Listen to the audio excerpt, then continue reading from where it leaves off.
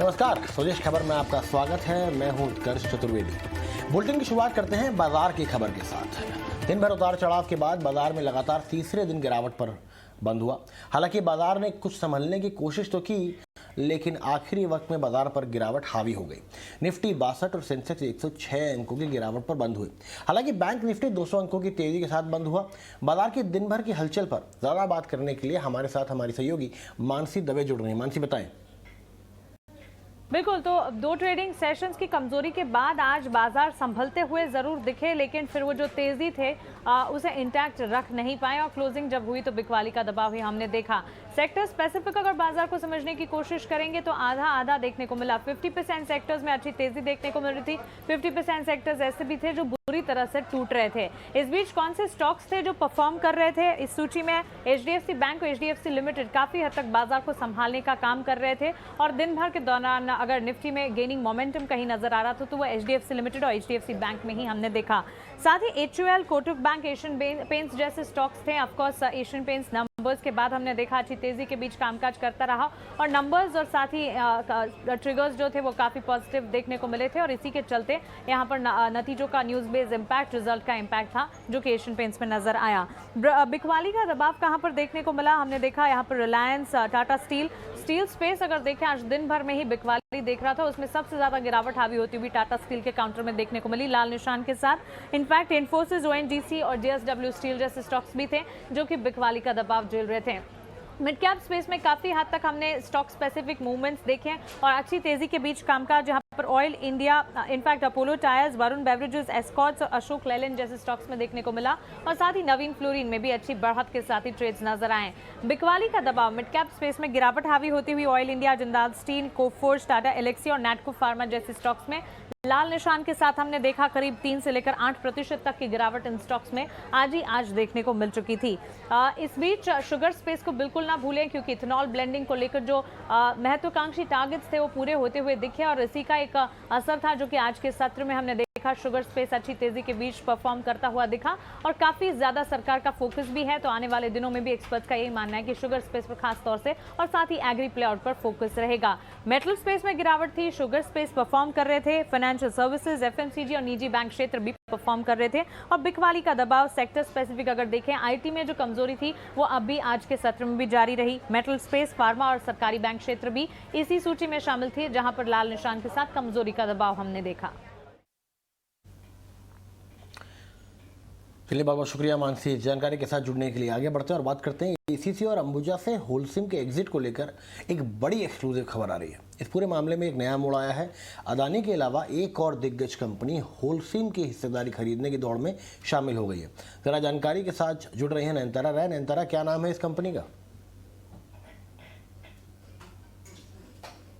हम अपने दर्शकों के लिए आज एक बहुत ही बड़ी खबर ला रहे हैं एक्सक्लूसिवली। होलसिम जो एग्जिट करना चाहते हैं ACC और अंबुजा से।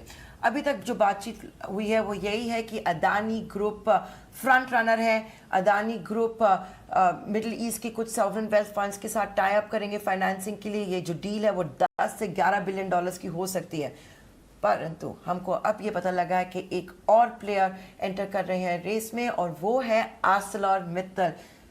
लक्ष्मी एलन मित्तल की कंपनी ArcelorMittal दुनिया की सबसे बड़ी steel company, very bullish in India, wants to bet on the infrastructure story in India और इसी कारण हमें बताया जा रहा है अपने सूत्रों से कि ArcelorMittal बहुत ही सीरियसली इवैल्यूएट कर रहे हैं कि क्या उनको अंबुजा और ACC के लिए बिड करना चाहिए। हमें ये भी पता लगा है अपने सूत्रों से कि गोल्डमैन सैक्स एडवाइस कर रहे हैं ArcelorMittal को। इनिशियल कॉन्वर्सेशंस, इनिशियल डायलॉग्स बहुत ही प्रीमेच्योर स्टेज में हो चुकी हैं बिटवीन ArcelorMittal और होलसिम। हमने ArcelorMittal को एक ईमेल लिखा है, उनकी कमेंट्स मांगी है। अभी तक ArcelorMittal ने रिस्पॉन्ड नहीं किया है इटीना स्वदेश के क्वेश्चनर को। मगर अगर आप इसके बारे में देखें, हम सब ने देखा है कि स्टील प्राइसेस के साथ क्या हुआ है। ArcelorMittal के पास अब इतना कैश है, वो डाइवर्सिफिकेशन के लिए रेडी हो चुके हैं। और आजकल क्या बातचीत हो रही है, अगर आप इंडिया में नहीं पैसा डालेंगे आप कहाँ डालेंगे पैसे? चाइना में नहीं डाल रहे हैं, रशिया में नहीं डाल रहे हैं, इंडिया में डालना चाहेंगे। इंडिया में ऑलरेडी ArcelorMittal हैं, उन्होंने, आपको याद रहेगा कि उन्होंने SR के कैसे एसेट्स खरीदे थे वो ऑलरेडी है इंडिया की इंफ्रास्ट्रक्चर स्टोरी में। अब जो इंटरेस्टिंग होगा कि ये रेस क्या अब टू वे हो जाएगी। अदानीज फ्रंट रनर थे, अदानीज सॉवरेन वेल्थ फंड्स के साथ टाई अप कर रहे हैं होलसेम के बिड को बिड करने के लिए। क्या एलन मित्तल और आर्सेलरमित्तल एक बहुत बड़ी फाइट देंगे अदानीज को? आप देखते रहिए ईटी ना स्वदेश, ये एक बहुत ही बड़ी खबर जो हम ब्रेक कर रहे हैं। चलिए, बड़ी खबर आपको केवल ईटी नाउ स्वदेश पर मिल रही थी, लेकिन आगे बढ़ते हैं और बात करते हैं। केंद्रीय मंत्री हरदीप सिंह पुरी ने कहा है कि ऑयल मार्केटिंग कंपनियों ने पेट्रोल में 9.99 यानी करीब 10% तक एथनॉल ब्लेंडिंग का लक्ष्य जो है वो हासिल कर लिया। हमारी सहयोगी शरद दुबे इस चीज़ से जुड़ी एक खास रिसर्च लेके आए हैं। शरद, बताएं। जी बिल्कुल, ये बहुत गर्व की बात है कि सबसे हाईएस्ट लेवल्स जो आप एथेनॉल ब्लेंडिंग कहते हैं पेट्रोल में, उसके आंकड़े जो है अचीव हो गए हैं। और जो केंद्रीय मंत्री जो है हरदीप सिंह पुरी ने भी कहा कि ऑलमोस्ट 9.99% जो पेट्रोल है ऑलरेडी एथेनॉल ब्लेंडिंग जो टारगेट है वो हासिल हो चुका है। और ये जो है बेसिकली OMC से जो है सप्लाई आता है और ऑन कोर्स है, कह सकते हैं अगले 10% में बढ़ने के लिए। अगर टारगेट्स की बात करें तो 20% का टारगेट है जो 2025 का जो है लागू रहेगा। और अगर आंकड़ों में बात करें तो 1000 करोड़ लीटर्स, हाँ ये जो नंबर है 1000 करोड़ लीटर, इस पे फोकस रहने वाला। अगर इथेनॉल ब्लेंडिंग की क्वांटिटी सप्लाई के बारे में बात करें तो उसमें जो है हम कहेंगे कि FY19 से लेके जो FY22 का जो जर्नी है उस पे आप देखेंगे 189 करोड़ का था, लेकिन अब जो है 420 करोड़ यानी कि ऑलमोस्ट 42% का जो है कवरेज ऑलरेडी हो चुका है। तो ये बहुत पॉजिटिव है आपके ऑफकोर्स इथेनॉल पॉलिसी के लिए और आगे जाते हुए शुगर स्टॉक्स के लिए भी, जो वो अपने कैपेक्स बढ़ाने वाले हैं। अब आप देख सकते हैं 3 अहम OMCs हैं जो अपनी जो कह सकते हैं कि जो प्रोक्योरमेंट है वो ऑलमोस्ट 35% से लेके 42% तक जो है ओवरऑल इस ब्लेंडिंग प्रोग्राम में ऑलरेडी इन्वॉल्व कर लिए हैं।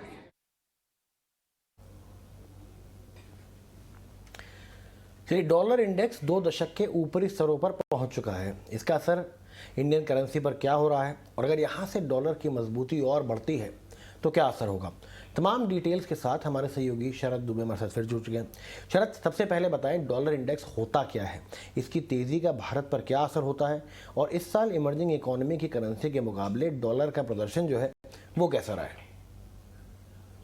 एक्चुअली में डॉलर इंडेक्स होता क्या है, 6 विदेशी करेंसीज के मुकाबले डॉलर की वैल्यू को पैमाना एक माना जाता है। डॉलर कांस्टेंट रहता है, डॉलर कभी नहीं हिलता, आपकी करेंसीज उसके अगेंस्ट में हिलती हैं। ये 6 करेंसीज ऐसी हैं जो कि डिफाइन की गई हैं। 1973 के अंदर पहली बार इसको शुरुआत की गई। 100 का बेस इसका रखा गया, यानी कि बेंचमार्किंग कुछ ना कुछ रखी जाएगी। तो बेंचमार्किंग 100 रखी गई थी डॉलर इंडेक्स के अंदर। अब कुछ अगर इंपॉर्टेंट बातें आपकी स्क्रीन पर आती US के सबसे बड़े ट्रेडिंग पार्टनर्स की करेंसी की ये तुलना में इसको रखा जाता है। एक और चीज़ इसके अंदर जो बहुत इंपॉर्टेंट है, जो मेरे को लगा कि ये ज़रूर रखनी चाहिए बात, कि इसके हिलने और डुलने से ये पता लगता है कि आपकी करेंसी कितनी वीक हो रही है या फिर डॉलर कितना मजबूत हो रहा है। क्योंकि डॉलर एक इंटरनेशनल करेंसी है, सब कुछ इसी के बेस के चलता है, इसलिए इसके हिलने डुलने से आपके देश की मजबूती या आपके देश की कमज़ोरी दोनों ही पता लगती है। अब आते हैं डॉलर इंडेक्स का बेस अगर 100 है तो उसमें बदलाव कैसे कैसे होंगे।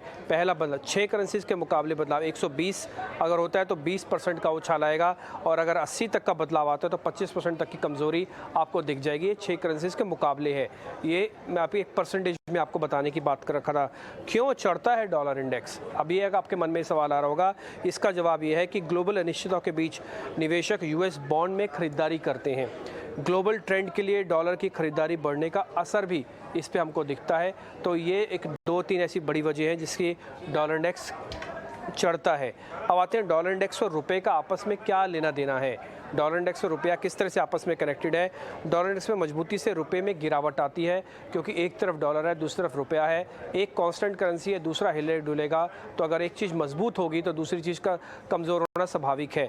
अभी आप जो भाव देख पा रहे हैं वो 103 का है, जो कि डॉलर इंडेक्स की फॉर्म में आपको दिख रहा होगा। इंडेक्स में इस साल अब तक करीब 7 से 8% तक का उछाल देखने को मिला और 103 के स्तरों पर आ चुका है। डॉलर इंडेक्स करीब 2 दशक की ऊंचाई पर भी आ गया है। एक चार्ट भी हमने थोड़ी देर पहले आपकी स्क्रीन पर लेके आए थे, उसमें आपको दिख भी रहा होगा कि 2017, 2020 जबकि कोविड वाला फेज था, उस समय भी आप बात देख पा रहे होंगे हाईज बना था। ये आपने वही चार्ट आपकी स्क्रीन पर आया है, ये 2017, 2020 का हाई है और अब भी हम उसी चीज़ को टेस्ट करने जा रहे हैं। आप सोचिए कि कोविड के हाई पे और अभी को टेस्ट करने से इसकी कितनी इंपॉर्टेंस बन जाती है। इसलिए हम आज डॉलर इंडेक्स का आंकड़ा आपके स्क्रीन पर लेके आए हैं। अब आते हैं कुछ और डॉलर इंडेक्स के अहम स्तर क्या क्या रहे। आपको मैं 1984 से शुरू करके मई 2022 तक के बीच के स्तर आपके चार्ट पे आगे हैं। 165, 70 और 103, ये 3 अहम स्तर हैं जो कि अलग अलग हमने फेजेस में निकाले, जिसमें करीब करीब 20 से 1 साल का फ़र्क है, यानी कि आप इस 60 साल का पूरा एक डाटा देख पा रहे थे। अब आते हैं डॉलर इंडेक्स में वेटेज किसकी है। जैसे हमने कहा 6 करेंसीज़ हैं, तो उसमें अलग अलग करेंसी की वेटेज भी होगी। तो पहली वेटेज यूरो की है जो कि 57 है, जैपनीज येन करीब 13% के वेटेज रखता है, और सबसे कम रखता है स्विस का फ्रैंक जो कि करीब 3-3.5% है। अब कुछ एक इंपॉर्टेंट आंकड़ों पर और आते हैं। एफआईज निवेशक क्यों इस पर रखते हैं, शेयर बाजार के लिए क्यों इंपॉर्टेंट है, सोने के लिए क्यों इंपॉर्टेंट है। विदेशी निवेशक पैसा निकालते हैं तो आपको यहाँ पर पता लग जाएगा भारतीय बाजारों से, तो डॉलर इंडेक्स रुपए के मुकाबले कमज़ोर हो बढ़ जाएगा, रुपया कमज़ोर हो जाएगा, डॉलर इंडेक्स मजबूत हो जाएगा। शेयर बाजार के हिसाब से देखेंगे, विदेशी निवेशकों की बिकवाली से बाजार पर दबाव बढ़ता है, जिसको हम टिपिकली एफआईज कहते हैं, और इसका मनी अगर बाहर निकलता है तो आपको उसकी चेकिंग अगर देखनी भी होगी तो आप डॉलर इंडेक्स में जाके भी एक बार चेक कर सकते हैं। एक्सपोर्ट करने वाली कंपनीज़ के लिए भी ये थोड़ा कमज़ोरी जो होती है रुपये के अंदर, जो डॉलर मजबूत होता है उसका बेनिफिट मिलता है। इसलिए बार बार एंकर्स को, रिसर्चर्स को आप ये बोलते हुए देख पा रहे होंगे कि अब तो रुपया कमज़ोर हुआ है तो आईटी कंपनीज़ को बेनिफिट होगा। सोने के हिसाब से देखें तो डॉलर इंडेक्स में उछाल होने से कीमतों पर दबाव का ट्रेंड बनता है, क्योंकि अपने आप में ये भी एक हेज कमोडिटी है डॉलर, जो कि रुपये के सोने के अगेंस्ट में है। और दूसरा, आईटी कंपनी और फार्मास्यूटिकल्स को बेनिफिट इसलिए मिलता है क्योंकि भारतीय आईटी और फार्मास्यूटिकल्स का सबसे बड़ा बाजार है, और सबके एक्सपोर्ट करने से बेनिफिट होगा ही होगा। तो ये पूरी कहानी डॉलर इंडेक्स की हमने आपके सामने रख दी। चलिए बात करते हैं प्रूडेंट कॉर्पोरेट के आईपीओ की। प्रूडेंट कॉर्पोरेट का आईपीओ आज से खुल गया है। निवेशकों के पास 12 मई तक इसमें पैसे लगाने का मौका है। इसका प्राइस बैंड 595 से 630 रुपये तय किया गया है। आईपीओ के जरिए प्रूडेंट कॉर्पोरेट एडवाइजरी 538.6 करोड़ रुपए जुटाएगी। ये इशू पूरी तरह से ऑफर फॉर सेल है। इशू के तहत इसके प्रमोटरों और निवेशकों के शेयर बिक्री के लिए उपलब्ध होंगे। कोई नया शेयर जारी नहीं किया जाएगा। आइए इस पर और बात सुन लेते हैं। We are in the cities like Hyderabad, Bangalore, Chennai, Andhra Pradesh and New Delhi. So what we plan to do is expand in the geographies where we are already. So all these geographies where we have a significant credibility and name, especially in Hyderabad, Bangalore and Chennai. So we are adding more of spokes, so which will actually have a mature much faster in phase. And the NCR, we are looking at as a Delhi as an NCR cluster, which we would be kind of looking at to grow over a period of time. Now, I don't see a huge challenge because we are not a mother and child health player. We are a large children's hospital with a perinatal services. Our format is large. We are more of a children's multi-specialty hospital with a obstetrics services as well. So therefore, we do not really see the mother and child is a competitor for us.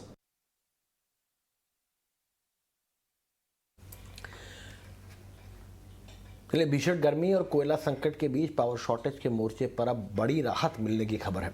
मई में भारी demand के बावजूद बिजली supply में तेजी आई है।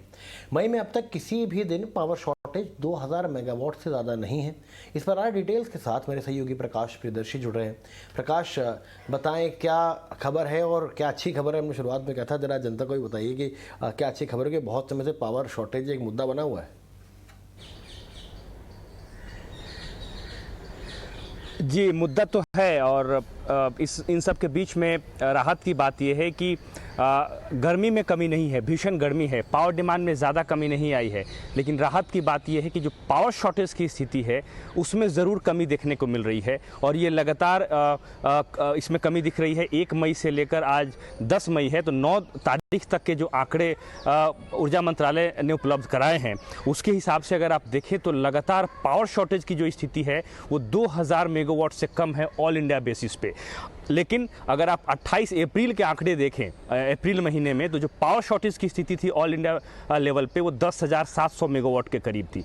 तो इसके मुकाबले आप ये समझ सकते हैं कि कितनी ज़्यादा राहत मिल रही है। अगर आप 9 मई के आंकड़े देखें, यानी कि कल के आंकड़े देखें पावर सप्लाई और शॉर्टेज के मामले में, तो 1.9 लाख मेगावाट की सप्लाई हुई है। मतलब इतने डिमांड ऊर्जा मंत्रालय ने पूरा किया है। लेकिन जो पावर शॉर्टेज की स्थिति है पीक आवर में ऑल इंडिया लेवल पे वो सिर्फ 754 मेगावाट की रही है। तो काफ़ी बड़ा गैप आया है। हरियाणा, मध्य प्रदेश, उत्तर प्रदेश और झारखंड, इन 4 राज्यों को छोड़कर किसी भी बड़े राज्य ने पावर शॉर्टेज की स्थिति जो है वो रिपोर्ट नहीं की है। सिर्फ मेघालय, जम्मू कश्मीर, बिहार और उत्तराखंड ने 1 मिलियन यूनिट से भी कम पावर शॉर्टेज की रिपोर्टिंग की है, जो कि आम बात है। हालांकि ये आंकड़े जो मैं आपको बता रहा हूँ, इस बात में अपने दर्शकों को ये बताना भी ज़रूरी है कि ये वो आंकड़े हैं जो कि राज्य ऊर्जा मंत्रालय को रिपोर्ट करते हैं। मतलब कि जो राज्य ने जैसी रिपोर्टिंग की है वो आंकड़े हम आपको बता रहे हैं। ग्राउंड रियलिटी क्या है ये कंज्यूमर इसको बेहतर तरीके से समझ सकते हैं। जहाँ तक कोल सप्लाई की बात है तो अभी भी स्थिति नाजुक बनी हुई है। करीब 150 थर्मल पावर प्लांट्स की अगर आप बात कर लीजिए देश में, 90 पावर प्लांट्स के पास कोल स्टॉक की जो स्थिति अभी भी क्रिटिकल लेवल पे है, यानी कि कोल स्टॉक की जो स्थिति है 25% से कम है। तो यहाँ पर नाजुक स्थिति बनी हुई है। कल ही रेलवे मंत्रालय और कोयला मंत्रालय के बीच में आपात बैठक हुई है और इस बात की रणनीति बनी है कि कैसे इस महीने के आखिर तक पावर प्लांट को पर्याप्त कोयले की सप्लाई की जाए। तो अभी देखने वाली बात होती है कि आने वाले दिनों में स्थिति में कितनी सुधार देखने को मिलती है। चलिए, बहुत बहुत शुक्रिया हमारे साथ जुड़ने के लिए प्रकाश। आगे बढ़ते हैं और बात करते हैं कि चीन में जो कोविड लॉकडाउन लग रहा है उसके चलते सप्लाई चेन में दिक्कत आ रही है और उसके चक्कर में उसका असर अब एयर कंडीशनर मार्केट पर भी पड़ने लगा है। डीलरों का कहना है कि लगभग सभी ब्रांड्स के 1.5 टन से लेकर 3 टन और 5 स्टार एसी के मॉडल की सप्लाई में कमी आ गई है। क्या है पूरी खबर, जानने के लिए चलते हैं हमारे सहयोगी कृतिका अरोड़ा के पास। शॉर्टेज ऑफ प्रोडक्ट्स दिखनी शुरू हो गई है कंज्यूमर ड्यूरेबल इंडस्ट्री में, और वो इस वजह से क्योंकि चाइना में कोविड की वजह से लॉकडाउन रिस्ट्रिक्शंस हैं।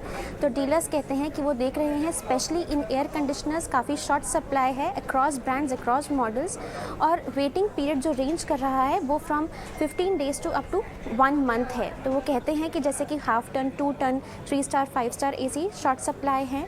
और हालांकि कस्टमर्स के पास ये ऑप्शन है कि अगर फ़िलहाल एक ब्रांड में वो मॉडल अवेलेबल नहीं है तो वो दूसरे ब्रांड पर चूज़ कर सकते हैं। लेकिन इंडस्ट्री प्लेयर्स ये भी कहते हैं कि अगले 10 से 20 दिनों में सिचुएशन वर्स हो जाएगी और जो शॉर्टेज अभी सिर्फ एसीज़ में देखने को मिल रही है वो और भी कैटेगरीज़ में और भी सेगमेंट्स में देखने को मिल सकती है। तो डीलर्स ये भी कहते हैं कि समर्स में क्योंकि एयर कंडीशनर्स का डिमांड काफ़ी अच्छा होता है तो लेकिन इस तरह से शॉर्टेज नहीं हुआ है पहले, लेकिन अभी क्योंकि चाइना में लॉकडाउन रिस्ट्रिक्शंस हैं तो वो ये पहली बार है जो वो इस तरीके का शॉर्टेज देख रहे हैं।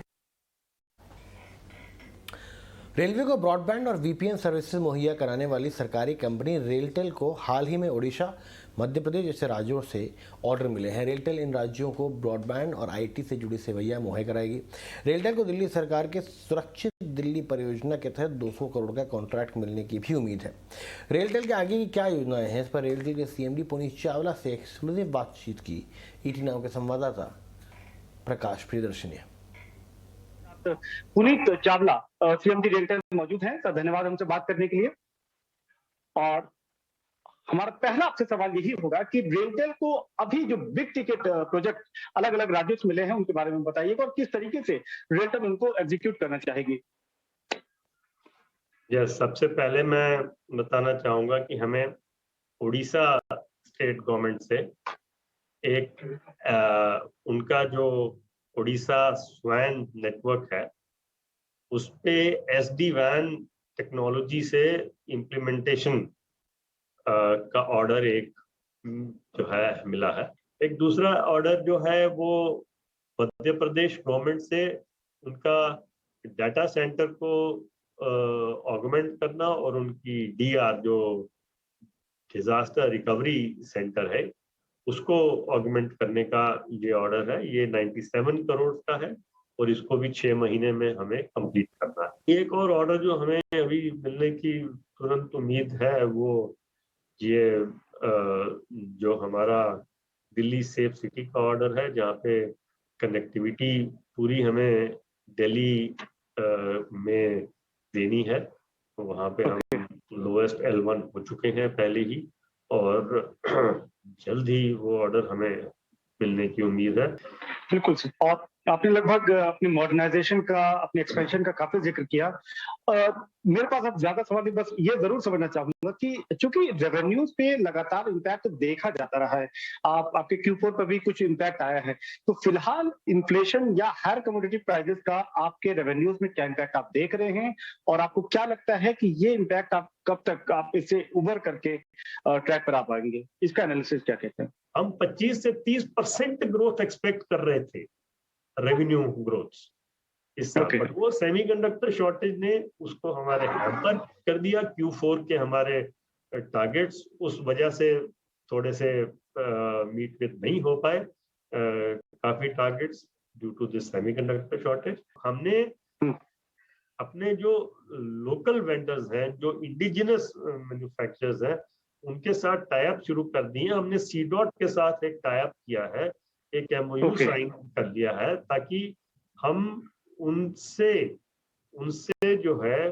प्रोडक्ट्स अपने देश में जो बनते हैं, हमारे जो रेल वायर, हमारी ब्रॉडबैंड सेवा के लिए जो हमें प्रोडक्ट्स चाहिए, जो OLT होते हैं या ONGs होते हैं, वो हम उनसे बनवा लें। उनके साथ हमने MOU साइन कर लिया। उनको पहला ऑर्डर भी हमने अभी कुछ दिन पहले रिलीज कर दिया है, ताकि हम आत्मनिर्भर भारत की तरफ तेजी से बढ़ सकें। चलिए, ET अवार्ड्स में HDFC म्यूचुअल फंड के MD और CEO नवनीत मनोट ने कहा कि बाकी देशों के मुकाबले भारत के फंडामेंटल्स मजबूत हैं। उनके मुताबिक मैन्युफैक्चरिंग सेक्टर में बेहतरीन मौके बनते दिखाई दे रहे हैं। उनकी बात को सुन लेते हैं। हमारे साथ ET नव स्वदेश से बात करने के लिए नवनीत मनोट हैं, HDFC म्यूचुअल फंड के MD। नवनीत, हमसे बात करने के बहुत बहुत शुक्रिया। मैं आपसे पहला सवाल मार्केट पे नहीं पूछूंगा, लेकिन इकोनॉमी को आप कैसे देखते हैं? बिकॉज आप प्रीवियस अवतार में CIO रह चुके हैं और आप बाजार को इकोनॉमी से जोड़ के ही हमेशा बात करते थे। तो आप ये बताइए, इस समय जो स्लो डाउन का फियर है वो ग्लोबली आप उसको कैसे देख रहे हैं, और वहाँ इंडिया को कैसा खड़ा नजर आता है? विश्व के अगर पूरे माहौल को देखें तो कुछ चिंता का विषय है। जियोपॉलिटिकल रिस्क है, कच्चे तेल की कीमतें बढ़ गई है, इन्फ्लेशन अगर बढ़ रहा है तो US फेड और बाकी सेंट्रल बैंक्स को ब्याज की दरें बढ़ानी पड़ी। भारत में भी RBI को ब्याज की दरें बढ़ानी पड़ी। पर अगर हम भारत की तरफ देखें तो पूरे विश्व में जो माहौल है उसके कंपैरिजन में अर्थव्यवस्था अच्छी सिचुएशन में है। जैसा अभी माननीय वित्त मंत्री ने कहा, हमारे इकोनॉमिक फंडामेंटल्स रॉबस्ट हैं। आई थिंक चाहे PLI की बात हुई हो और जो चाइना +1 की वजह से मैन्युफैक्चरिंग में अपॉर्चुनिटी है, या जैसा हमने दूसरे बिजनेस लीडर से सुना, आई थिंक भारत में काफ़ी अच्छी संभावनाएं हैं। और मेरे ख्याल में विश्व में अगर हम हमारी जैसी इकोनॉमी से कंपेयर करें तो शायद हम फास्टेस्ट ग्रोइंग इकोनॉमी रहेंगे काफ़ी समय तक। नवनीत, ये सब स्लो डाउन को लेके, इन्फ्लेशन को लेके और थोड़ा जो करेक्टिव फेज बाजार में चल रहा है, retail investor across the country काफ़ी ज़्यादा परेशान है। आप उनको क्या मैसेज देना चाहिए कि आपने अपने 30 ईयर करियर में आपने 13-14% भी देखा है ब्याज दरें और इन्फ्लेशन भी बहुत हाई देखा है।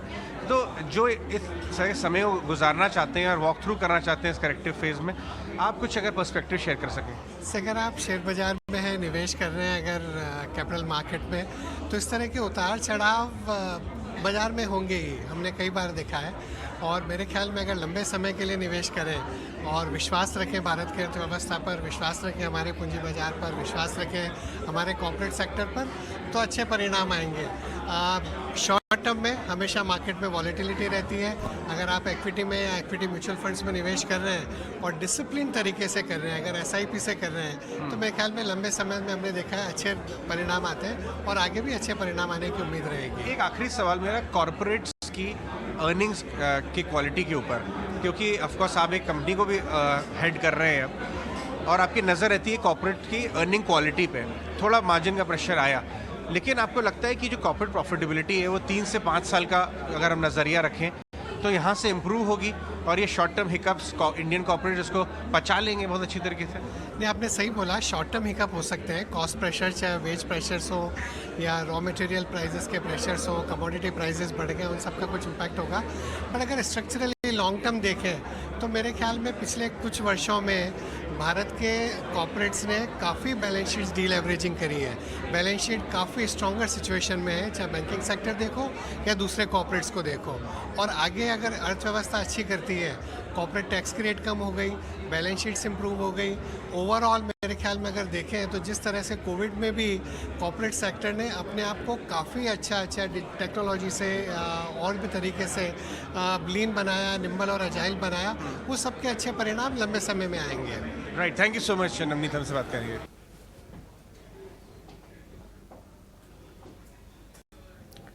चलिए, स्वदेश खबर में अभी के लिए इतना ही, लेकिन आप देखते रहिए ET नव स्वदेश।